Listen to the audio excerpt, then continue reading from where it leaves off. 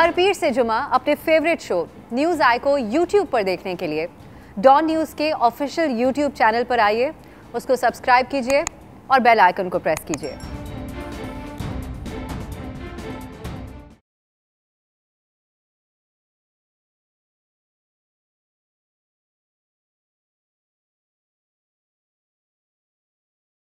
अस्सलामुअलैकुम, आप देख रहे हैं न्यूज़ आई। मैं हूं अफसा कोमल। कौमी मंजरनामे पर कल तक रिंग रोड रावलपिंडी स्कैंडल का चर्चा था, लेकिन रात को जहांगीर खान तरीन साहब के यहाँ एक अशाया हुआ जिसमें पार्लिमानी रहनुमाओं के तकर्रुर का एक बड़ा ऐलान सामने आया, जिन्होंने जहांगीर तरीन से वफादारी के लिए कुरान पाक पर हलफ उठाया। इस ऐलान ने नई बहस छेड़ दी कि अब पंजाब और विफाक में तहरीक इंसाफ और उसकी हुकूमत का क्या मुस्तकबिल होगा।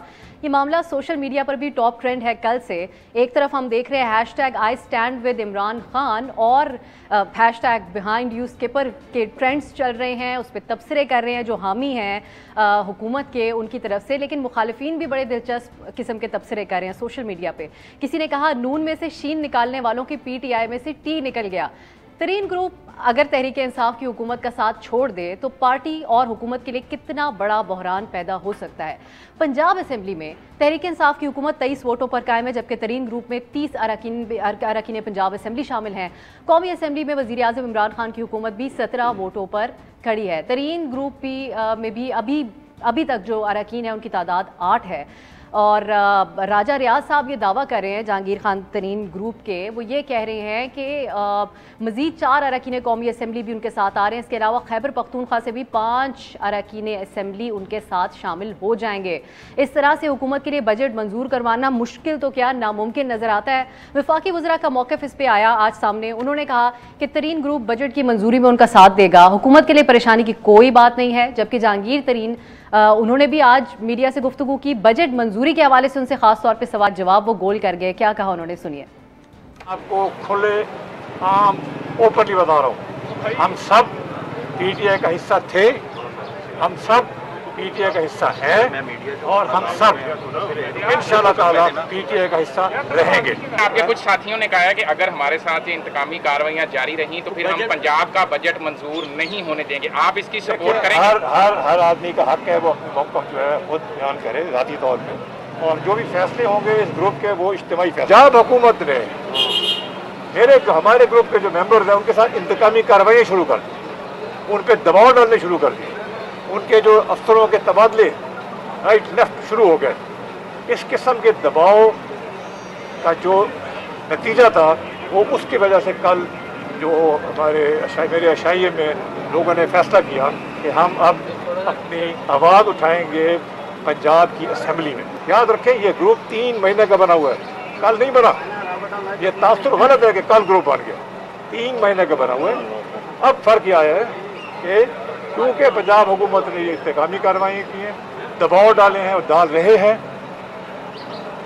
खान साहब की पॉलिसी के खिलाफ इन लोगों को दबाव डाला जा रहा है।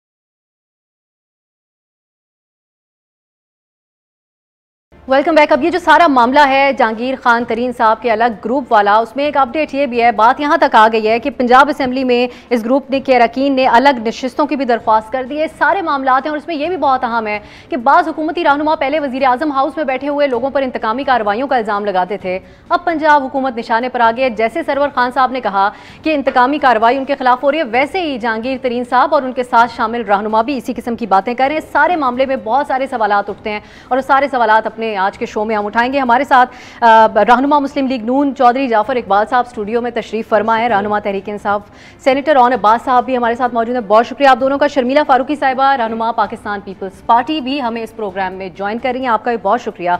और ख़ास तौर पर हमने इस प्रोग्राम में शिरकत के लिए आज दावत दी है पंजाब असेंबली के मेंबर जहांगीर तरीन ग्रुप के अब्दुल हाइद दस्ती साहब को भी, और जानेंगे उनके ख्यालात भी इस मामले पर। और आगाज़ भी हम दस्ती साहब आपसे ही करेंगे। सबसे पहले तो आप हमें ये बताइएगा, कुछ दिन पहले हम आपका एक इंटरव्यू देख रहे थे जिसमें आप ये फरमा रहे थे कि बेशक हमें ओहदों से भी हटा दिया जाए, मैं इमरान खान का वफादार हूं और रहूंगा। अब कल रात को आपने जहांगीर खान तरीन साहब से वफादारी का बाकायदा तौर पे आप सब ने हलफ उठाया है। आज के दिन आपका लीडर कौन है, इमरान खान साहब या जहांगीर खान तरीन साहब?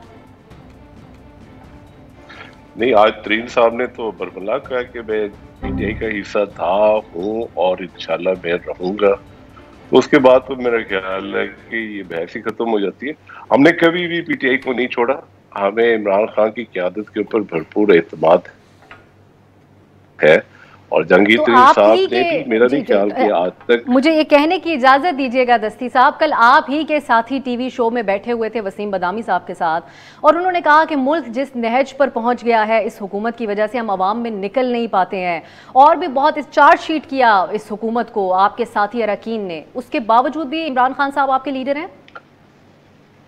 मेरा ख्याल है कि काफी, मैंने तो नहीं सुना लेकिन मुझे पता लग गया उसके अंदर उन्होंने बात की कि कुरान के ऊपर हमने हलफ दिया है और उसके अलावा भी काफी सारी बातें की, लेकिन मैं सुना नहीं, लेकिन लोग मुझे बता रहे थे ऐसी कोई इस किस्म की कोई ऐसी बात नहीं हुई।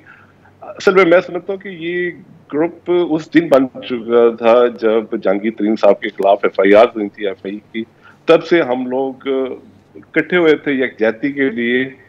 इकट्ठे होते होते ग्रुप की शक्ल हो गई और ग्रुप की शक्ल आज की जो मीटिंग, और उससे पहले कोई इरादा नहीं था अलग ग्रुप बनाने का, उससे पहले कोई तहफ़्फ़ुज़ात नहीं थे अब्दुल हाई साहब? नहीं, बिल्कुल बिल्कुल नहीं थे। असल में ये तो यानी उस वक्त बना है कि जब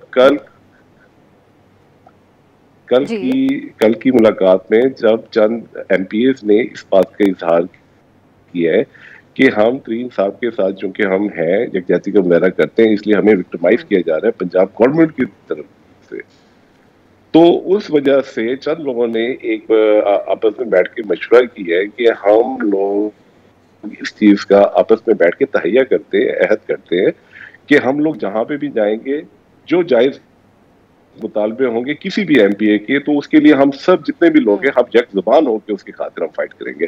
सिर्फ इस चीज की हलफ भी नहीं, इसको आप अहद कह सकते हैं, भाई इतना हो, कोई इतना एक्स्ट्रा ऑर्डिनरी नहीं था ये, मतलब कोई खास नहीं है कि जिसको आप इतना वो समझ रहे हैं। इसको हम आप इसका क्या नाम रखें, अब आपकी मर्जी के मुताबिक इसको अहद कहें या हलफ कहें, खबरें कल तक, और जो आपके साथी अरकान थे उनका गुस्सा भी देखने वाला था इस सारे मामले पर, अगर आप वो टीवी शो निकाल के दोबारा देखें। हमें आप एक बात है अब्दुल हाई साहब, आप लोगों ने जब वोट हासिल किया, आप लोगों ने तहरीक इंसाफ के निशान पे हासिल किया, आपका वोटर आपसे जब पूछेगा कि आपने हुकूमत का साथ क्यों छोड़ा, तो उसकी वजह आप क्या बताएंगे कि जहांगीर तरीन साहब के ऊपर FIRs हुई और उसके बाद छोड़ दिया गया? आप क्या जस्टिफिकेशन देंगे अपने वोटर को?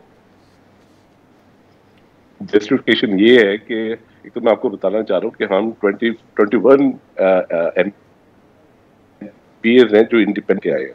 मैं खुद भी आज़ाद हैसियत से मुंतखब हुआ था। हमारा जो तरीन साहब से एक ताल्लुक बना है वो तब बना था जब हमने PTI ज्वाइन की थी। PTI ज्वाइन करने के बाद उसके बाद वक्तन फवक्तन हमारा तरीन साहब से रब्ता रहता था। अगर कोई भी मसले होते थे तो हम रब्ता तरीन साहब से ही करते थे और तरीन साहब की तरफ से हमें बहुत अच्छा रिस्पांस मिलता था, पॉजिटिव रिस्पांस होता था, जिस वजह से हम तरीन साहब के साथ इसलिए भी खड़े। और दूसरी बात यह है कि जो उनका एक मौक़िफ़ है फ्री एंड फेयर इंक्वायरी का, वो तो मैं समझता हूँ कि जायज़ बात है उनकी, उसमें तो कोई ऐसी बात नहीं है। हमारे साथ ही आप रहेगा क्योंकि अब ऑन अब्बास साहब का मौका बनता है जवाब देने का। ऑन साहब, हम पूछेंगे अब्दुल हाई साहब से भी कि ये लोग क्या बजट के अंदर आप लोगों का साथ देंगे हुकूमत का या नहीं, लेकिन इस सारी चीज़ के अंदर एक कॉन्स्टिट्यूशनल बहरान बहुत बड़ा पैदा होने का ख़तरा है। अगर हुकूमत बजट पास नहीं करवा सकती, लेकिन हुकूमत हमें बहुत पुरएतमाद नज़र आ रही है कि ये लोग हमारा साथ भी देंगे, लेकिन एक ग्रुप बन जाना ये कोई मामूली बात तो नहीं है जहांगीर खान तरीन साहब के साथ। बिस्मिल्लाहिर्रहमानिर्रहीम। जैसे कि आपने दस्ती साहब की बात सुनी एंड मैं दस्ती साहब और बाकी जितने साउथ पंजाब के दोस्त हम पुराने पिछले को 5, 7, 10 साल से इकट्ठे पार्टी में इकट्ठे हैं।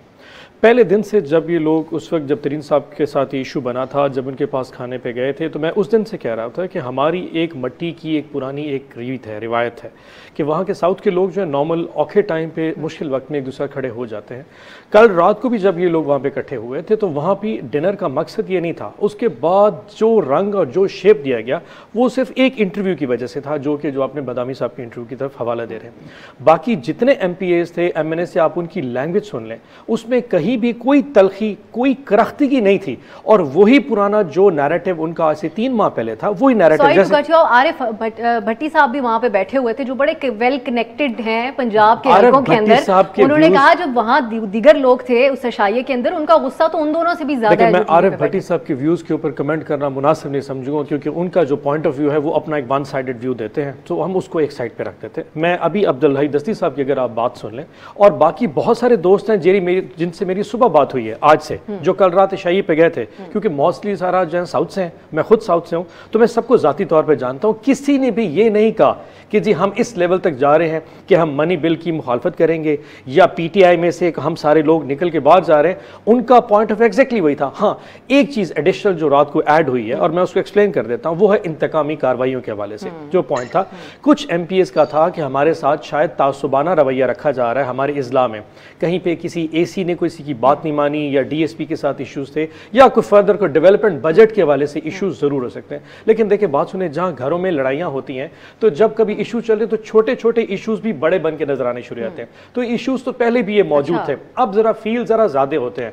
तो पंजाब गवर्नमेंट प्रॉब्ली ऐसा ना भी कर रही हो, लेकिन उनको फील हुआ कि शायद ऐसा हो रहा है। और मीडिया में क्योंकि ये हाइप बनी थी, किस किस को फील हो रहा है? सरवर खान साहब को भी फील हो रहा है, बाकी सबको भी महसूस हो रहा है कि उनके खिलाफ साजिश हो रही है। हम ऑन साहब इस पे तफसीली तौर पे आएंगे। मुख्तसरन अब्दुल हई साहब एक कमेंट कीजिएगा ताकि हम दीगर मेहमानों की तरफ भी जाएं। क्या आपके जो साथी हैं उन्होंने ज्यादा ओवर रिएक्ट कर दिया कल का जो इंटरव्यू था उसके अंदर? क्योंकि उससे कुछ लम्हे पहले वो इशाया हुआ था जिससे वो आ रहे थे और दोनों का जज्बात बिल्कुल एक जैसे थे।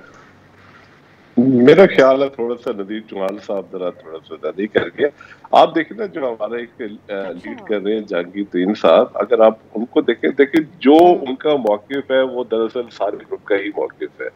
जब उनका एक बड़ा सॉफ्ट सा एक बयानिया है कि मैं PTI का हिस्सा था हूँ और इंशाल्लाह रहूंगा, और इसके अलावा भी मकसद ये है कि उन्होंने यह भी लिखा है कि हमारा ग्रुप 3 माह से नहीं बना हुआ, हमारा ग्रुप 3 माह से बना हुआ, आज नहीं बना।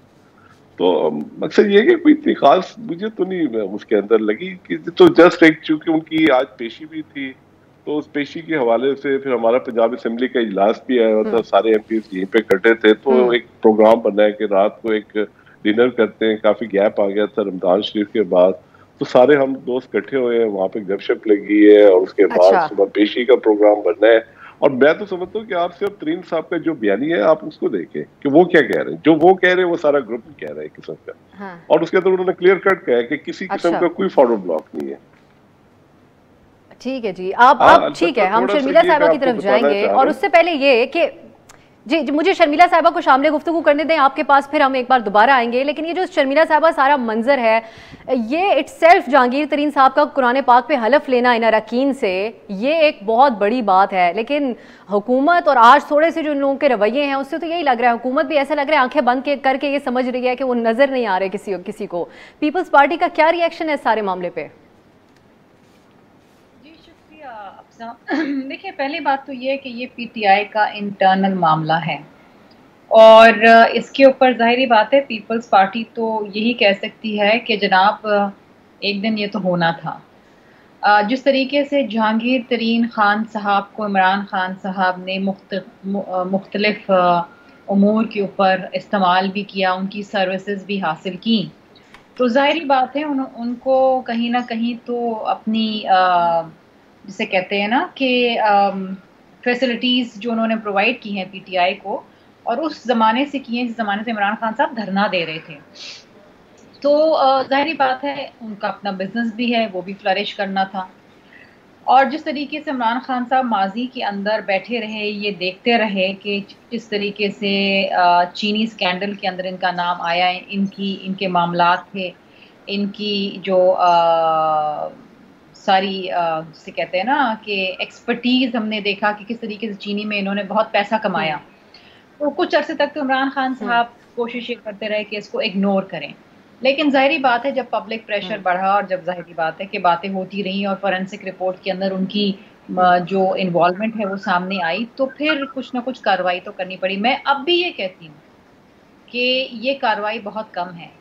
अगर ये कोई शख्स पीपल्स पार्टी से ताल्लुक रखने वाला होता तो अब तक वो जेल में बैठा होता, इंक्वायरी तो बाद में होती, दर्ज होता, वो भी जेल में बैठा होता। जिस तरीके से आसिफ अली जरदारी साहब, फरियाद तालपुर, दीगर हमारे लोग, इवन खुर्शीद शाह को ले लें, आज तक जेल में बैठे हैं। ये तो बाहर फिरते रहे, पहले लंदन घूमते रहे, उसके बाद ये आ गए वापस, फिर अभी भी घूम रहे हैं, अपने घरों में इजलास कर रहे हैं, फला कर रहे हैं। फिर ये देखा पिछले दिनों बड़ा NRO दिया इमरान खान साहब ने कि FIA ने खुद जाके अदालत में बयान किया कि जनाब इनकी तो कोई इन्वॉल्वमेंट ही नहीं है, गलती से मुकदमा दर्ज हो गया है। तो ये भी आना था, लेकिन जाहिर बात है कि वो नाराजगी तो अपनी जगह है जहांगीर साहब की कि वो क्यों मुकदमा।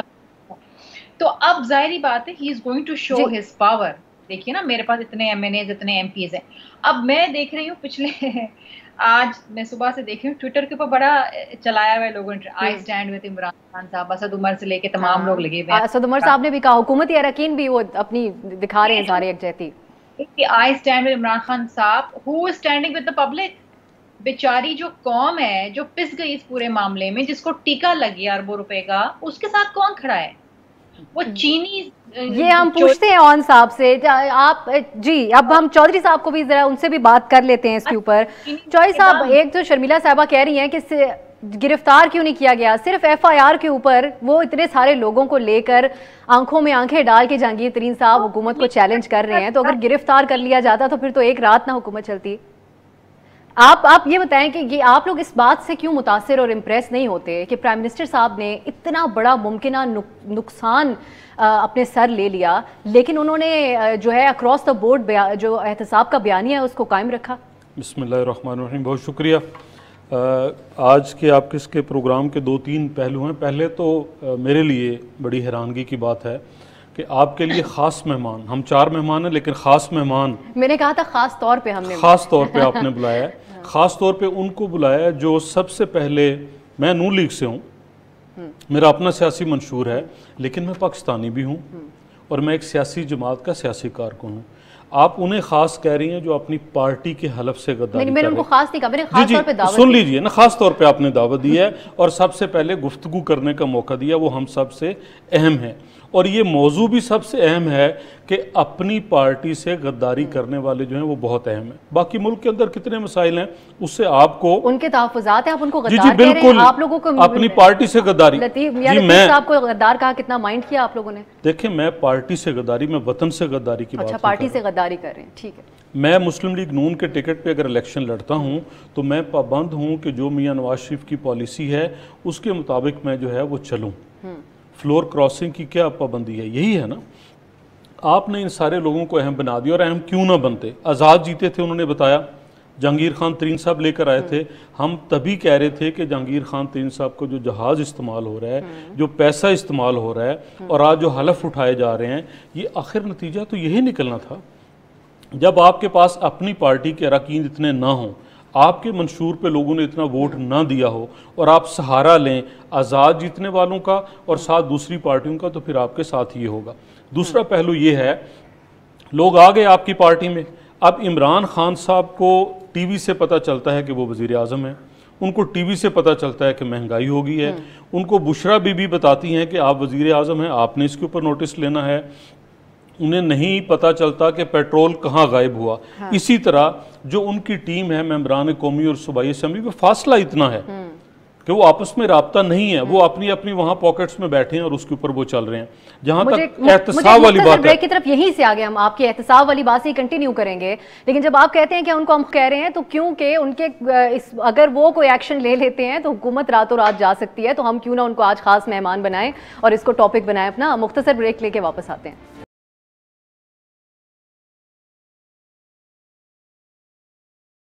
Welcome back. बात आज का जो मेन टॉपिक है, आज की जो खबर है, उसी के बारे में हो रही है प्रोग्राम में। जहांगीर खान तरीन साहब अपने अरकान असेंबली को लेकर एक तरफ हो गए हैं। हुकूमत के लिए क्या सिचुएशन बन सकती है, इसी पे मुमकिन तौर पे क्या सिचुएशन बन सकती है, इस पे बात करें।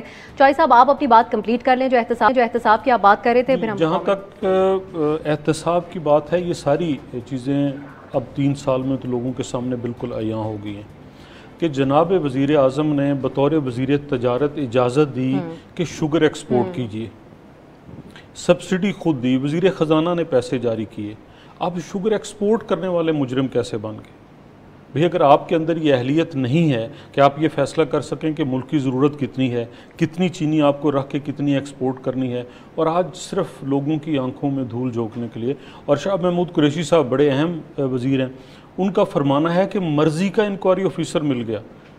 अब मैं नहीं कह रहा, मीडिया नहीं कह रहा, कोई तज्जिया निगार नहीं कह रहा, तो अगर इमरान खान साहब ने ब्लैकमेल होकर जहांगीर खान तरीन साहब से मर्जी का ऑफिसर दे दिया तो फिर कैसा एहतसाब? अच्छा, ये उनके अल्फाज हैं। दस्ती साहब, आप आखिरी आपसे कमेंट आपका ले लेते हैं। अब जो पीटीआई के सियासी मुखालिफिन है, इसमें चौधरी साहब यहाँ पे कह रहे हैं कि आपने अपनी पार्टी के साथ गद्दारी की है। क्या आप आज भी इस बात के ऊपर कायम है, जो कल रात तक तो कायम ही थे, कि अगर सूरत हाल ख़राब होती है तो हम इस्तीफे भी दे सकते हैं, बजट में भी मुश्किलात डाल सकते हैं? आपके साथ मामलात आज के आज कुछ दिनों के अंदर अगर हल नहीं किए जाते हुकूमत की तरफ से, तो क्या करेंगे आप लोग? मैडम, मैं तो आपके तमाम सवालों का एक ही जवाब है जो तरीन साहब ने कह दिया है। उसके बाद आप लोग क्यों मजबूर कर रहे हैं हम लोगों को कि हम पीटीआई छोड़ के जाए? देखिए, ना तरीन साहब छोड़ रहे हैं पीटीआई, ना हम छोड़ रहे हैं पीटीआई। सिर्फ थोड़े से वही तहफ़्फ़ुज़ात है जो मैंने आपको बता दिया। अलबत्ता थोड़ा सा मैं आपको एक नई चीज बताना चाह रहा हूँ कि बजट के हवाले से एक ये चीज बहस हुई थी कि इस बजट को हम कोशिश करेंगे कि एक अवाम दोस्त बजट हो। उसके अंदर जो महंगाई का तूफान आ रहा है उसके सिलसिले में आवाम के जो तहफ़्फ़ुज़ात हैं उसको मद्देनजर रखते हुए अगर हम समझेंगे कि ये चीज़ आवाम के तहफ़्फ़ुज़ में नहीं है और आवाम के ऊपर मजीद बोझ डाला जा रहा है, तो उस चीज़ की हम मज़ाहमत करेंगे। अच्छा। ये एक नई चीज़ थी सिर्फ, और इसके अंदर कोई ये नहीं था कि हमने कोई थोड़ा सा स्पेस रख रहे हैं आप अभी भी ब्लैकमेल करने के लिए हुकूमत को। ये बड़ी इंटरेस्टिंग बात है। दस्ती साहब, आवाम की बात करना ब्लैकमेलिंग है क्या? बात करना ब्लैकमेलिंग नहीं। आखिर में आप एक बात कहते जाइए, जो कल आपके दो साथियों ने फ्रेशली उस एशाइये से बाहर निकल के आके बातें की थी, आप उनसे कतई ताल्लुक करते हैं क्योंकि आप ये कह रहे हैं कि वो ज्यादा जज्बाती हो गए थे? देखिए, जिनके लिए वो बात कर रहे थे उन्होंने जब आके खुद कह दिया है कि मैं पीटीआई का हिस्सा रहूंगा, तो उसके बाद तो ना मेरी जरूरत है ना मेरे ख्याल में नज़ीर चौहान के बयान की कोई अहमियत है। देखिए, हम सारे तो खड़े थे तरीन साहब के लिए। हाँ। तरीन साहब के लिए खड़े थे और एक हद तक खड़े थे। हमारा ये नहीं है कि हमने पीटीआई के छोड़ के जाना है, ना तरीन साहब ने छोड़ना है ना हमने छोड़ना है, कोई ऐसा वो नहीं है हमारा। बहुत बहुत शुक्रिया आपका अब्दुल हाई दस्ती साहब प्रोग्राम के लिए। आपने वक्त की, हमारी बात भी वहीं की वहीं खड़ी हुई है अभी तक। अगर आप जहांगीर तरीन साहब के साथ आप लोग निकले तो उससे पहले जो सारे तहफ़्फ़ुज़ात तरीन साहब के अलावा हुकूमत के ऊपर, गवर्नेंस के ऊपर सवाल उठा रहे हो, पहले क्यों नहीं उठाया आप लोगों ने? ऑन साहब, अब आप ये बताइए, आज पीपल्स पार्टी ने भी ये तनकीद की, मुर्तज़ा वहाब साहब ने बात की। उन्होंने कहा कि जो लोग सूटकेस पैक करके आते हैं तो वो फिर इसी तरीके से साबित होते हैं। और उन्होंने खैर एक और भी बड़ी दिलचस्प बात की। उन्होंने कहा कि ओवरसीज़ पाकिस्तानियों को आप लोगों ने पाकिस्तान में नौकरियाँ देनी थी। जुल्फी बुखारी साहब एक आए थे, उनकी तो अपनी नौकरी चली गई और तो किसी को आप लोगों ने दी नहीं नौकरी। तो अब क्या पीटीआई इस बात पर गौर करेगी कि जहांगीर तरीन साहब की बेसिस पे पार्टी में आने वाले इतने रिलायबल नहीं हो सकते, या किसी और शख्सियत फॉर दैट मैटर? पहले तो आपने अब दस्ती साहब का बयान सुन लिया। सो वो जो ख्वाहिशात थी उन पे तो पानी फेर गया, और एक दिन में 24 घंटे से पहले मेल्टिंग ऑफ द आइस। उन्होंने स्पेस रखी हुई अभी भी? No space. से बजट के हिसाब से पॉजिटिव स्पेस तो मैं भी रख सकता हूँ कि मैं प्राइम मिनिस्टर कहूँ सर बजट में आप जो है ना साउथ पंजाब के लिए अलग बजट रखें, तो ये स्पेस तो मैं भी रख सकता हूँ। तो वो दस्ती साहब या किसी भी पीटीआई के कारकुन का पूरा राइट है। कम अज़ कम वो जो एक्सट्रीम जो पोजीशन थी वो क्लैरिफाई हो गई कि वो एक वन साइड, एक सिंगल पर्सन का एजेंडा था जो उसने रात को स्पार ऑफ अ मोमेंट में एक बात कर दी। वो उन तमाम दोस्तों का अपना इसमें कोई इस तरह का नजरिया नहीं था। जहाँ तक बात है मुर्तज़ा वहाब की स्टेटमेंट की या जुल्फी बुखारी साहब, देखें हर गवर्नमेंट के अपने नैरेटिव्स, अपनी एक ग्रेस के मैनर्स होते हैं।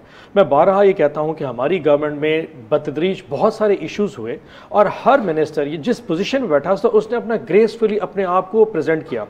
आप बाबर अवान से लेके आजम सवाती से लेते हुए सब्तैन खान, अलीम खान से कल जुल्फी बुखारी तक, ये 5 मिनिस्टर्स ने जब इन पे एलिगेशन लगा तो इन्होंने अपने आप को ग्रेसफुली खुद स्टेप डाउन किया।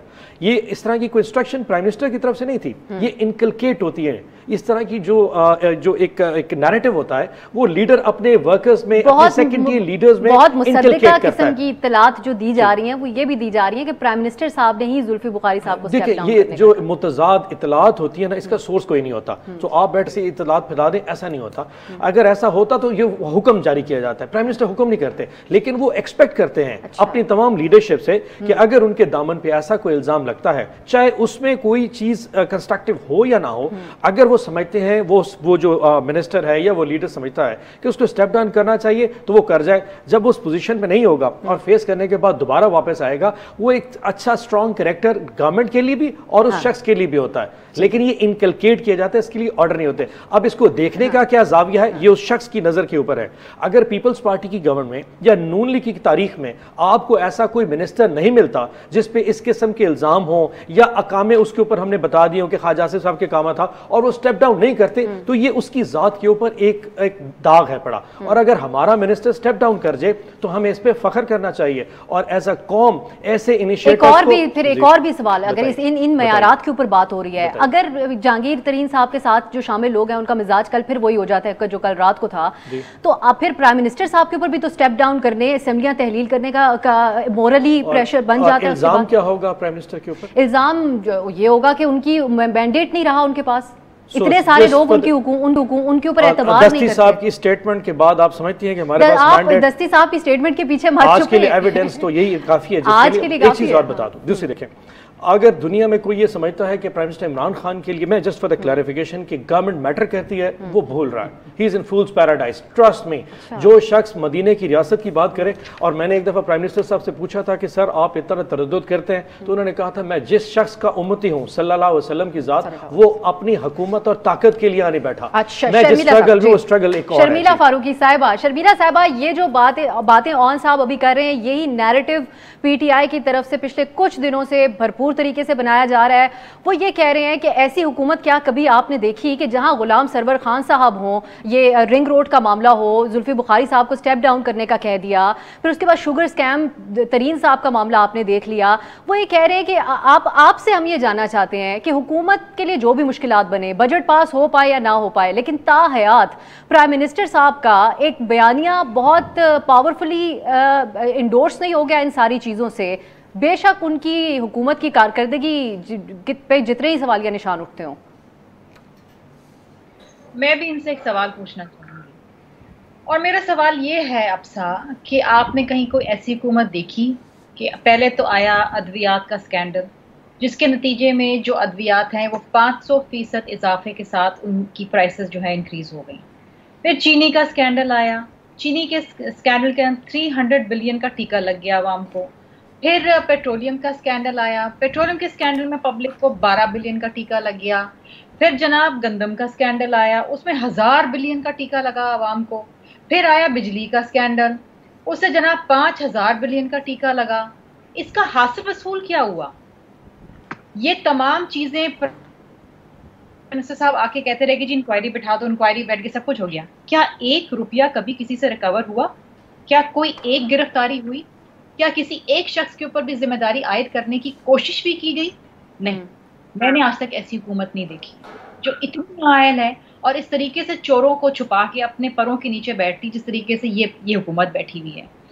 मुझे अफसोस इस बात का होता है, जिस तरह मैं पहले भी कह रही थी, कि आज पूरा ट्रेंड चल रहा है ट्विटर के ऊपर, इनके तमाम लोगों ने लगाया हुआ है I stand with Imran Khan साहब। Who is going to stand with general public? ये बेचारी आवाम किसके साथ खड़े?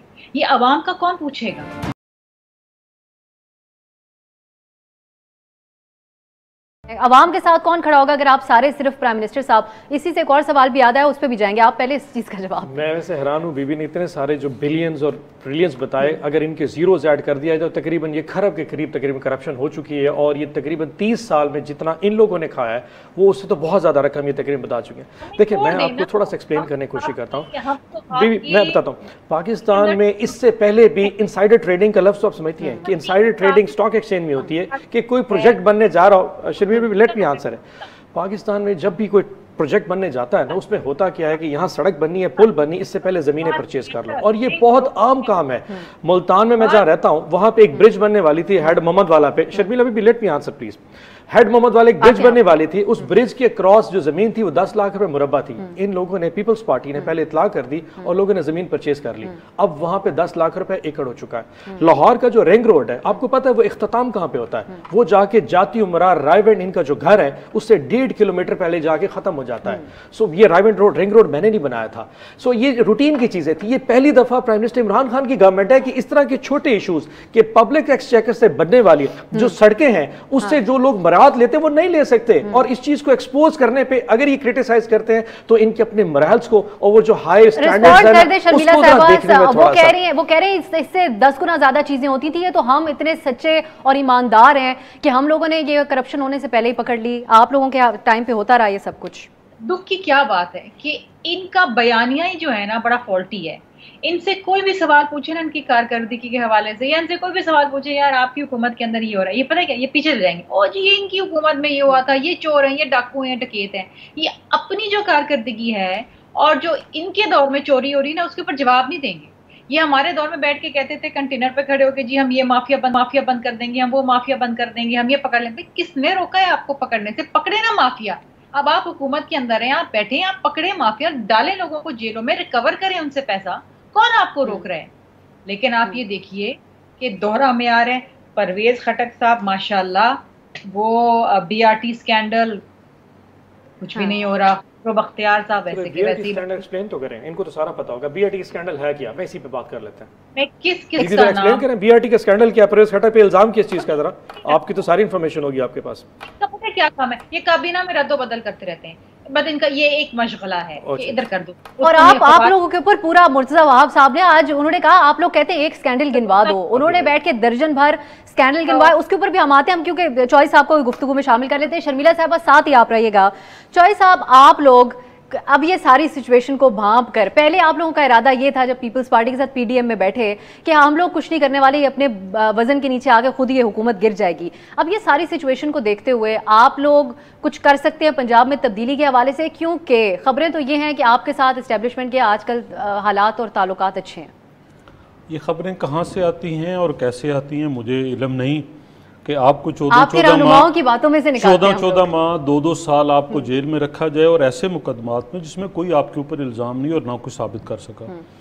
10 साल शहबाज शरीफ साहब के, 5 साल मरकज़ी हुकूमत के, 3 साल हो गए अभी इमरान खान साहब की हुकूमत आए। बता दें 2000 किलोमीटर मोटरवेज़, मेगा प्रोजेक्ट्स, कहीं कोई एक कोताही बता दें, कोई एक करप्शन का केस बता दें, कोई एक सबूत लें, कोई हमें कहीं जो है वो चार्ज कर दें, बात कर लें। आप जेलों में रखेंगे इसलिए कि आप बयानिए से पीछे हट जाएं कि इलेक्शन चोरी नहीं हुआ, इलेक्शन चोरी हुआ था, वो हम कहेंगे और आइंदा उसको रोकने की कोशिश करेंगे। सेनेटर साहब ने कहा कि ये पहली दफ़ा हो रहा है कि gracefully ministers, gracefully Babar Awan साहब नैब के मुलजिम थे, PTI में शामिल हुए और ग्रेसफुली वो क्लियर हो गए। ग्रेसफुली ये हुआ इमरान खान साहब को पता ही नहीं चला और नदीम बाबर साहब पेट्रोल के अंदर इतनी बड़ी दिहाड़ी लगा के 900 पूरा करके वो भी कहीं को निकल गए। चलिए जी, अब वो कहाँ हैं, कैसे हैं, किसी ने पूछा, कहीं इंक्वायरी हुई, किसी जेल में गए, कोई तफ्तीश हुई, कोई उनके पास नहीं है। आमिर कियानी साहब 500% अदवायात की कीमतें बढ़ा के कहीं को सुधारे, 900 पूरे कर गए। इसी तरह हफीज़ शेख साहब, उनसे पहले असद उमर साहब और फिर हमाद अजहर साहब और अब जो है शौकत तरीन साहब, वो खजाना का भट्ठा बिठा के ना टैक्स कलेक्शन और ग्रेसफुली, सुन लीजिए, ग्रेसफुली वो साइड पे हो गए। गुलाम सरवर खान साहब ने PIA को तबाह किया, पहले उससे LNG स्कैंडल में उन्होंने बहुत बड़ी दिहाड़ी लगाई और ग्रेसफुली साइड पे हो गए। आज फिर ग्रेसफुली इन दो का नाम आया, जुल्फी बुखारी साहब का, सरवर खान साहब का, वो ग्रेसफुली साइड पे हो जाएंगे और जो नुकसान हुआ वो सबका हुआ। आप लोग मत गिरफ्तार नहीं, हमने नहीं देखें, गिरफ्तार हुआ ना करें, किस लिए नहीं, दौड़े भी नहीं, कहीं नहीं दौड़े, कहीं नहीं, हम चल के आए, जेलों में गए, जेलें भुगती और उसके लिए तैयार है। जहां तक आज का जो ट्रेंड है, जहां तक आज का जो ट्रेंड है कि स्टैंड विद इमरान खान, ये क्यों ना बताई, क्या वजह बनी? क्या किसी को शक असद उमर पर है? वुज़रा ये कह रहे हैं किसी एक काबीना के या जो अरकान कौमी। कभी आप पिछली दफा देख लें कहीं ऐसी जरूरत पड़ी कि वुज़रा ये खड़े होकर ट्रेंड चला रहे हैं। और आज इमरान खान साहब इस नहज पे क्यों पहुंचे? इस वजह से कि 3 साल के अंदर सिवाय ये करप्शन की कहानियों के कोई एक पब्लिक रिलीफ का काम बता दे जो इनसे हो सका हो, कतई नहीं कर सके। अच्छा, ये सब आप इन सब बातों के भी गिनवा दी आपको चॉइस साहब ने सारी चीजें जिनके ऊपर सवाल उठा रहे हैं लोग। एक और बात को भी एड्रेस कीजिएगा। कल जो ये अरकान थे, इन्होंने एक बात कही जो हमारे जहनों में बैठ गई। उन्होंने कहा कि PTI सिर्फ इमरान खान नहीं है और इमरान खान सिर्फ PTI नहीं है। आप लोगों का एक बड़ा बयानिया, फवाद साहब बहुत इसको एक्सप्लेन करते हैं। वो ये कहते हैं कि इन जो दूसरी जमातें हैं, इनके अंदर तो जमहूरियत शख्सियत नहीं है, ये तो मौरूसी सियासत है, इनका तो पार्टी सिस्टम ही ठीक नहीं है। तो आपकी पार्टी के अंदर पे शख्सियत परस्ती नहीं है, एक शख्स के ऊपर रख के फ़र्द वाहिद के ऊपर और दूसरों को के इख्तलाफात को भी अहमियत ना दी जाए, तो उसको फिर हम क्या समझें? देखिए, जो बात रात वाली स्टेटमेंट मैं बार बार क्लैरिफाई कर रहा हूँ, वो एक सिंगल आदमी की अपनी दो आदमी की चलें, एक अपनी एक स्टेटमेंट थी, उसके ऊपर बयान करना, उस पर कमेंट करना मुनासिब नहीं है। लेकिन ये याद रखिएगा कि जब कोई पार्टी ऊपर जाती है ना, तो वो अपने नज़रिए की बेस पे जाती है। प्राइम मिनिस्टर इमरान खान इस पार्टी के लिए और उसकी सोच जो है ना, वो उसको लीड करते हैं। वो इमरान खान साहब किसी एक नाम नहीं रहा, ट्रस्ट में हम उनको अब ऐसे ऐसा लीडर हिसाब से देखते हैं। उनका जो नैरेटिव है, उनकी जो सोच, मैं आप लोगों के लिए मजाक लगेगा क्यों, इन लोगों ने ज़िंदगी में सियासत को एक कारोबार के लिए देखा है, हम सियासत को एक खिदमत के लिए देखें। जब हम प्राइम मिनिस्टर के पास जाते हैं बात करने के लिए, जब नज़र से नज़र मिला के बात करते हैं और जिस किस्म का मैसेज वो कन्वे करता ना, आप लोगों को फील ही नहीं कर सकते, मैं इनको समझा ही नहीं सकता। मेरे जैसा शख्स अगर 20,000 मेरे जैसा शख्स अगर 20,000 भर के सेनेटर बन सकता है इस मुल्क में, यकीन जाने ये बहुत बड़ी तब्दीली है। लोग 20-20 करोड़ में भर के यहाँ पे सेनेटर नहीं बन सके, ये बड़ी तब्दीली की बात है। अब्दुल कादिर को छोड़ दे, वो बाप पार्टी से आया है, वो हमारा नहीं है। हमने अलायंस टिकट दे के वापस लिया, टिकट दे के वापस लिया। इजाज चौधरी की बात, आपकी बात, आप और इजाज चौधरी साहब क्रिटिकल वर्कर हैं, काबिल एहतराम है। अब्दुल कादिर को भी देखें ना, 10 साल अबड़ू साहब को भी देखें, सिंध वालों को। इनकी हुकूमत रही, उनकी एक नैब का केस, एक FIR केस इन्होंने करप्शन का केस भेजा हो एक दूसरे के खिलाफ। कमरुज़्ज़मान चौधरी साहब नैब के थे, शहबाज शरीफ के खिलाफ केस आया, वहां पे उन्होंने डॉक्यूमेंट साइन करने से इनकार कर दिया। इनके नैब के चेयरमैन कहता था मैं एक दूसरे के खिलाफ नैब पे डॉक्यूमेंट साइन नहीं करूंगा। नंदीपुर $329 मिलियन का केस था, वो बाबर पहले आग लगा बाबर वन ने 2 साल उसके लीगल पेपर्स पे साइन किया। इन्होंने पूछा कि इसके ऊपर लीगल पे जरा साइन कर दो, ये मैं इस पे कंफर्टेबल नहीं। कौन साहब, जहां आप जैसे लोग ने, मुझे हमारा मिनिस्टर नहीं था, एनडीए की फायर किसने लगाई थी? एनडीए के प्लाजा को हमारे मिनिस्टर नहीं थे, वो पीपल्स पार्टी के मिनिस्टर थे, और आज आपके मिनिस्टर हैं और नैब से आपने रिहाई दिलवाई है। इसी में ऐड करते हुए आप जो एग्जांपल दे रहे हैं कि आप जैसे लोग और दीगर आपके कुछ साथी, अगर ऐसे लोग भी, PTI ही पार्टी है जहां पे इस तरह के लोग भी आगे आ सकते हैं, लेकिन आप ही की जमात, बड़ी मिसालें और आप मैं सामने बैठूं, बिल्कुल आधे से ज्यादा जो लोगों पे इल्जामात हैं आपकी पार्टी में प्राइम मिनिस्टर, ये बहुत लंबी बहस है, आप लोगों के साथ शामिल हैं। आप हमें एक तो इनकी बात का जवाब दीजिए कि गिरफ्तारियां, शर्मिला साहब दोनों ने पूछा है इसलिए हम आपसे पूछ रहे हैं, गिरफ्तारियां क्यों नहीं होती हैं आपके रहनुमाओं के? जब दूसरा शौकत तरीन साहब फाइनेंस मिनिस्टर जो बजट है उसको का वक्त मजीद मांग रहे हैं, उसके अंदर ऑपोजिशन की तरफ से कहा कि मिड जून में अगर शुरू होता है तो कंक्लूड नहीं हो सकता by the end of the month budget के जो सेशंस हैं। तो आप ये भी क्या ये इसी में वक्त गेन तो नहीं किया जा रहा है? जहांगीर साहब के मामले पे शुरू कर दूं। पहले बात, अगर शुगर स्कैंडल की बात की जाए कि उसमें तरीन साहब की, देखिए अब इन्वेस्टिगेशन चल रही है, आईओ ने उसमें वजीर आज़म जिम्मेदार, आईओ ने अपनी रिपोर्ट नहीं लिखी कि उसमें उनका एक्यूटल हुआ या एक्यूज कर दिया गया, और 9 शुगर मिलें out of the 80 sugar mills को एक्सेप्ट किया गया था जिसका सैंपलिंग ही है। उसमें ओमनी शुगर मिल भी शामिल है, शर्मिला साहिबा की, इनकी रमजान शुगर मिल भी शामिल है, अलेरिया भी शामिल है, हमारे 1-2 पार्टी मेंबर्स की और भी शुगर मिल। मुझे समझ नहीं आती कि ये कैबिनेट का फैसला था, कोई शुगर मिल्स वाले प्राइम मिनिस्टर के जवाब देने का मौका दें, सेनेटर साहब को हमको सीधी बात बता चाहिए कि सब्सिडी किसने दी? 30 साल गुजर गए, कौन एक्सपोर्ट थक गई आपकी बातें एक्सपोर्ट किसने अलाउ की? अच्छा मुख्तसरन आप एक्सपोर्ट किसने, ये बता देना, एक्सपोर्ट किसने अलाउ की? इतना बड़ा इशू नहीं कि केस इमरान खान पे चलना चाहिए। की बात, कोविड की वजह से रमजान में पूरा शुगर, हमारा कौमी असेंबली का इजलास ही नहीं हो सका। आप आपका पूरा पाकिस्तान बंद था, आप चाहते थे कि असेंबली का इजलास बुलाया जाए, अब बुला लिया। फाइनेंस मिनिस्टर जो बात कर रहे हैं वो इसी किस्म की बात कर रहे हैं कि उन्होंने अभी संभाला है ये ओहदा, और फाइनेंस मिनिस्टर के ऊपर क्या कुछ होता रहा। बजट अगर लेट होता है तो फिर क्या होता है? शर्मिला साहिबा, इस पे क्या आप लोगों का रिएक्शन होगा? और ओवरऑल जो ऑन साहब ने जवाब दिया आपकी बातों के, उसके ऊपर आप आखिर में क्या कमेंट करना चाहेंगे? बजट अगर लेट होता है तो पाकिस्तान की तारीख में पहली बार होगा। तो ये शर्मिला साहिबा क्रेडिट है PTI का। देखिए बात तो है कि बेचारे सेनेटर साहब तो जाहिर बात है अपनी पार्टी को डिफेंड ही करेंगे, लेकिन अनफॉर्चुनेटली इनके पास कुछ खास मवाद है नहीं डिफेंड करने के लिए। इस तरह मैंने बताया ना, ये ट्विटर पर ट्रेंड चला सकते हैं, ये फेसबुक पर ट्रेंड चला सकते हैं, ये टेलीविजन टॉक शोज में बैठ सकते हैं, लेकिन जो ज़मीनी हकाइक है ना वो आवाम से छुपे हुए नहीं हैं। इनसे कहें कि सिर्फ पाकिस्तान ब्यूरो ऑफ स्टेटिस्टिक्स की रिपोर्ट पढ़ ले, स्टेट बैंक की रिपोर्ट पढ़ ले, ये तमाम चीज़ें जो हैं और इकोनॉमिक सर्वे पढ़ ले जो इन्हीं की हुकूमत ने छापा है, इनको तमाम वो चीज़ें नज़र आ जाएंगी जो इन्होंने इस मुल्क का बेड़ा गर्क किया हुआ है। इस मुल्क में जो आज बुराइयां हुई हैं और जो पिछले 3 साल के अंदर जो तबाही, मुझे बता दें कौन सी चीज़ इसने बेड़ा गर्क किया? पाकिस्तान को यहाँ लग जाएंगी। हमें ये लगता है क्योंकि प्रोग्राम में वक्त खत्म हो गया, शर्मिला साहब आपको ऑन साहब को बहुत सारी डॉक्यूमेंट्स भेजने पड़ेंगे। आटा है, चीनी है, चिकन आटा, है, चीनी, अंडा घी, है, बस और घी कोई है। सा टेप रिकॉर्डर सर? नहीं टेप रिकॉर्डर नहीं सेनेटर साहब, सर, आप करंट अकाउंट सरप्लस आपका 1 अरब डॉलर पैसे वाले हैं, हम पैसे आप पैसे वाले हैं, गरीब आदमी का चले जी, सोचें, अब क्योंकि वक्त खत्म हो गया, वाले रेडी बांध कर सोचें, ये यकीनन आपका इशू नहीं है। आटा, चीनी, चावल वक्त खत्म हो गया। ये सारे सर्वेज हम अपने सामने डॉक्यूमेंट्स की सूरत में रखें, दोबारा आप लोगों की निश्चित करवाएंगे। बहुत शुक्रिया आपका चौधरी जाफर इकबाल साहब, सेनेटर ऑन अब्बास साहब और शर्मिला फारूकी साहिबा, तीनों ने प्रोग्राम में शिरकत की है, बहुत बहुत शुक्रिया।